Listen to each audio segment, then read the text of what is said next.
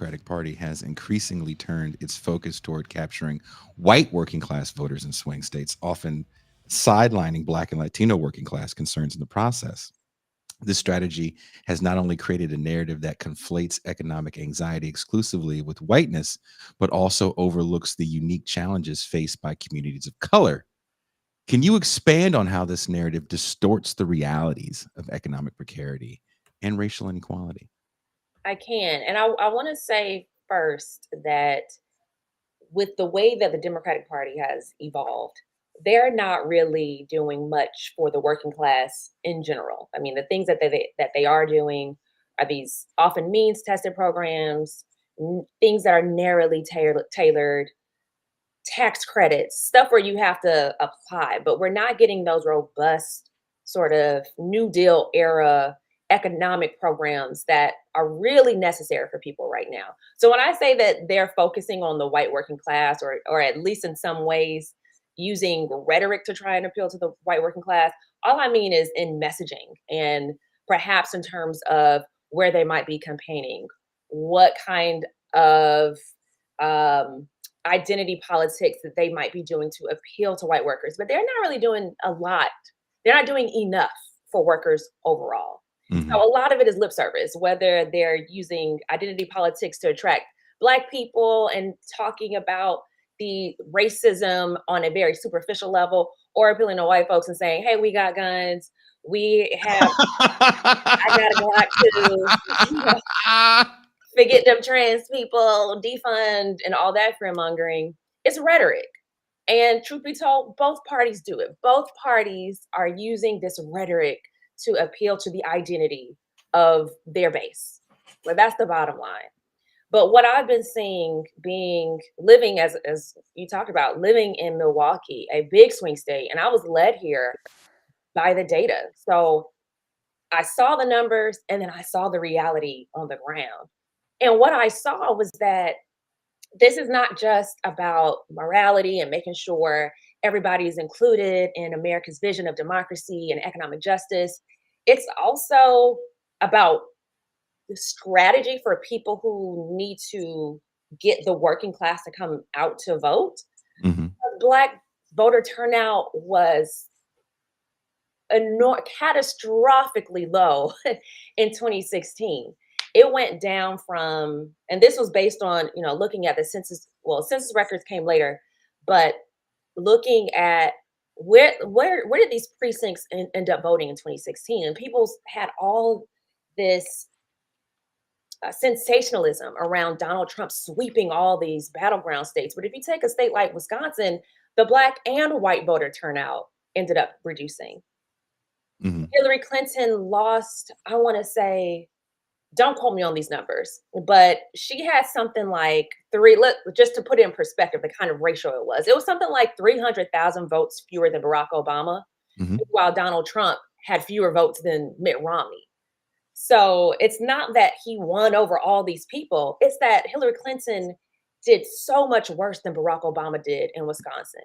And that pattern was replicated in both Ohio and in Michigan, the three states that she would have needed to win.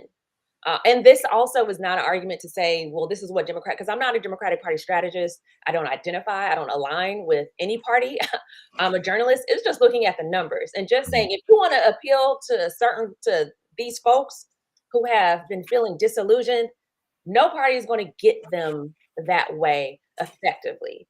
And even if you do, through certain campaigns, if there's something is something that's happening that is really exceptional, like a COVID pandemic, like George Floyd protests, Hmm. in the next election they could go back home, and that's what we saw in 2024. So I don't know if that answered the entire question, but we can We keep can keep good. We can keep. We can, into yeah, yeah. There is no correct answer. Pascal, I'm sure there's something you want to add there. Yeah, Malika, I'd like to extrapolate one of the statements you made about that 2016 election as well as 2024. Is that I think the Democratic Party is making a fundamental error in that they're using the exception as the rule. What do I mean by that? They are using the barometer of the Obama 2008 and 2012 elections as what they expect for voter turnout to win elections, everything after Obama, without realizing that the Obama election of 2008 and 2012 were exceptions because he was the first of a norm that had never existed before. And to expect that those numbers will be replicated is highly unrealistic.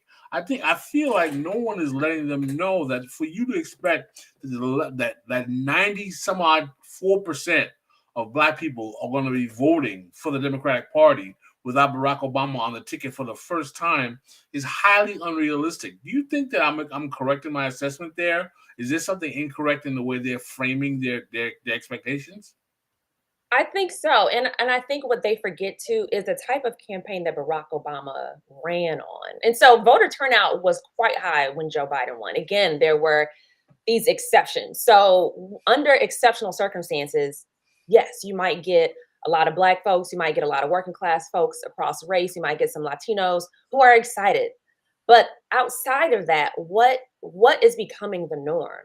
And so what happened in 2016, the voter turnout went from about 76% for black people in 2016 to 47%.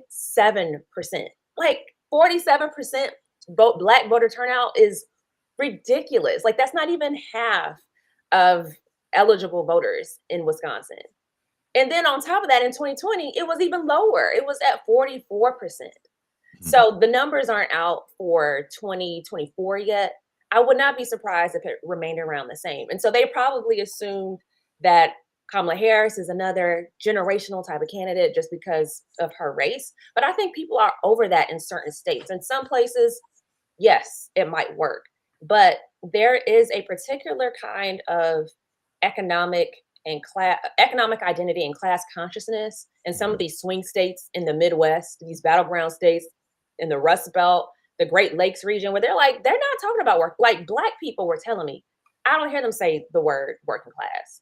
Like these aren't just things that we're saying on Twitter and social media and just because we are angry leftists. You got everyday working class black people telling me they keep focusing on the middle class. I was listening to a radio show a couple of years ago when the midterms were going on.